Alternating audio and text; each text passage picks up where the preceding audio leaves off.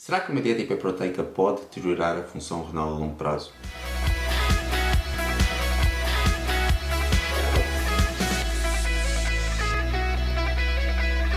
Este é de facto um assunto polémico que suscita algumas dúvidas na comunidade do fitness, se de facto o aumento do consumo proteico na dieta poderá de alguma forma comprometer a função renal e, em consequência, a saúde.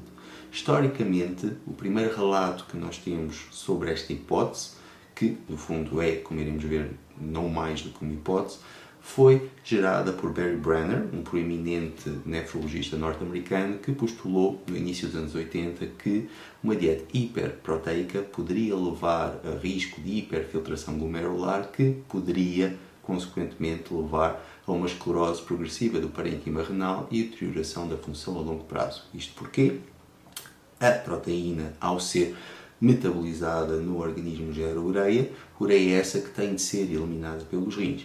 Esse aumento da necessidade de excretar ureia levaria então a uma hiperfiltração, em consequência ao aumento da própria pressão interna nos vasos dos glomérulos e, em consequência, um aumento do risco de esclerose do parênquima, muito semelhante ao que acontece no processo de aterosclerose genérico, que levaria a uma deterioração progressiva da função dos rins.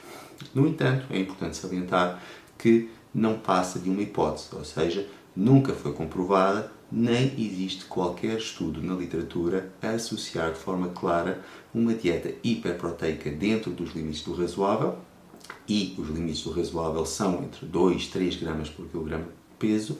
O que existe é uma deterioração dos parâmetros da função renal em indivíduos com doença renal estabelecida quando há um aumento da ingestão proteica, que é totalmente distinto de dizer que uma dieta hiperproteica poderá levar de alguma forma a uma diminuição da função, mesmo que a longo prazo.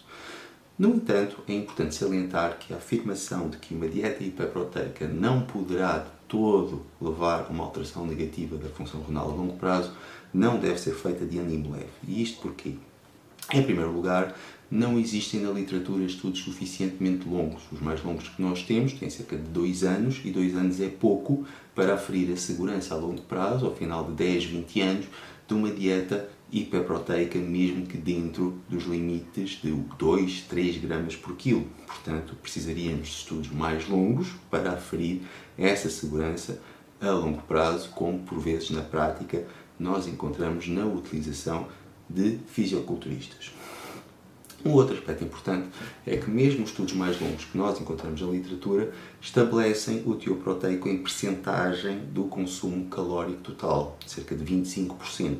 Ora, como se trata de uma dieta de restrição energética, o consumo absoluto total tende a ser relativamente baixo e raramente excede 1,5 gramas por quilograma de peso, o que é um consumo relativamente baixo aos valores que nós encontramos em atletas, sejam eles recreativos ou competitivos.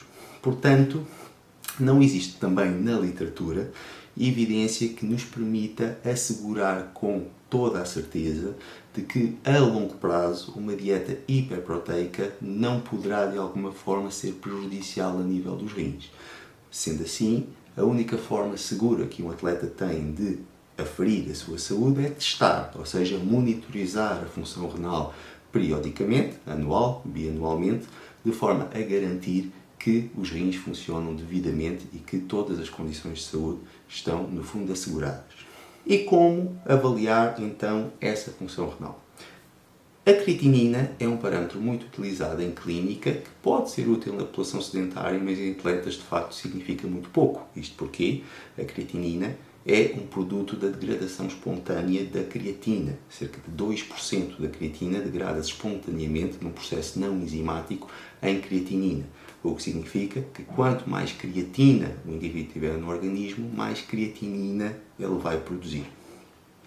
Cerca de 95% das nossas reservas de creatina estão presentes no músculo esquelético, ou seja, quanto mais músculo o indivíduo tiver, mais creatina vai ter e, em consequência, mais creatinina vai produzir. Logo, o seu nível de creatinina sérica de equilíbrio será mais alto do que do indivíduo sedentário.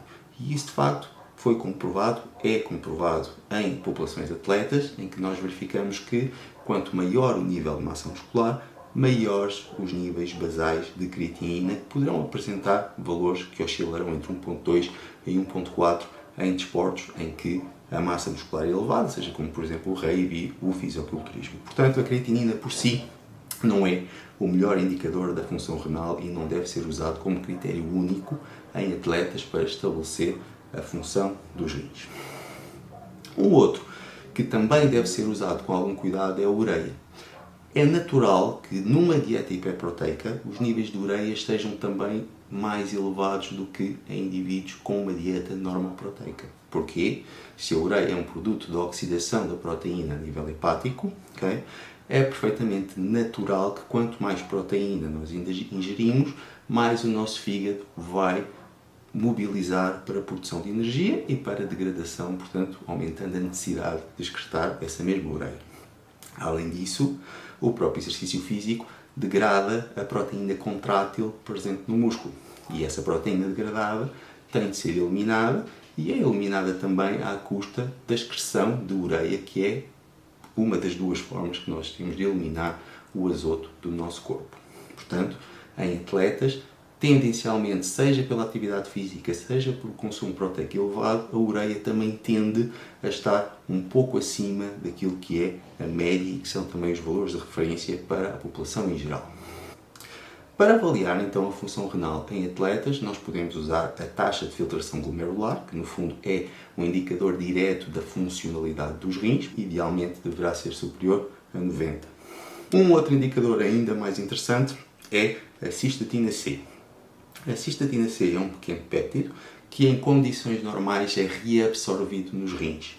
Logo, quando há uma deterioração da função renal, esse péptido tende a ser eliminado na urina e, quanto maior a quantidade encontrada, menor será a funcionalidade dos rins e, em consequência, verificamos um processo de lesão, de deterioração da função renal. Portanto, é um indicador interessante, não muito utilizado em contexto clínico, mas que começa cada vez mais devido à sua especificidade e que é o ideal, digamos assim, para aferir em atletas em particular a função renal de uma forma eficaz. Portanto, em resumo, apesar de não existir qualquer evidência de que uma dieta hiperproteica possa alterar de forma negativa a função dos rins, e de facto essa é a única conclusão que nós podemos tirar da literatura científica, okay?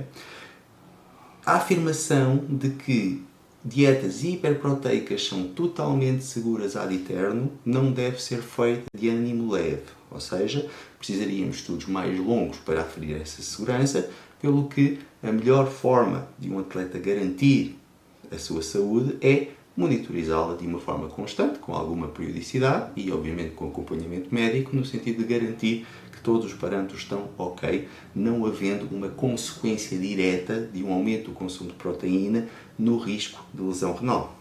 É verdade que um atleta por si está em maior risco do que um indivíduo sedentário, excluindo, obviamente, outros fatores de risco, como a diabetes, como a hipertensão, obviamente, na deterioração e na lesão renal, devido, em parte, também à sua massa muscular aumentada. Porquê? Mais creatinina necessita de ser filtrada, mais mioglobina é libertada para a circulação cada vez que o indivíduo tem um treino intenso.